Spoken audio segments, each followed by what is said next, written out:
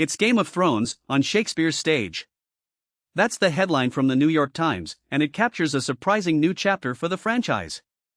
In a stifling rehearsal room in South London back in late May, dozens of actors lined up in parallel, pivoting, parrying, pointing and retreating, all while giant puppet horses looked on from the sidelines. They were rehearsing a dance number that doubles as a sword fight, a scene centered on Lyanna Stark and Rhaegar Targaryen, names familiar to anyone who's followed the HBO mega-hit or George R.R. Martin's A Song of Ice and Fire novels. The new play, titled Game of Thrones, The Mad King, began previews on Tuesday at the Royal Shakespeare Company in Stratford-upon-Avon, with an official opening set for August 8.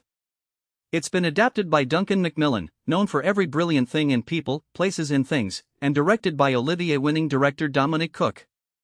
The original HBO series ended controversially in 2019, and Martin hasn't published a new novel in the cycle since 2011, though he has released a prequel.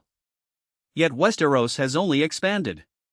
HBO has greenlit 2 spin-offs, House of the Dragon, now in its 3rd season, and A Knight of the Seven Kingdoms, renewed for a 2nd, with more in development. A Northern Ireland studio tour does brisk business, and the official shop sells $700 replica swords and a $500 crown. Cultural marketing professor Julie Escurignan puts the franchise in the same pantheon as Star Wars, Star Trek, and Harry Potter, worldwide sensations that keep growing. Producers began circling a stage adaptation nearly a decade ago, while the show was still on air. Simon Painter, a producer best known for Broadway magic shows, and Jonathan Sankey saw theater as a medium that could totally immerse an audience in a way no other format can.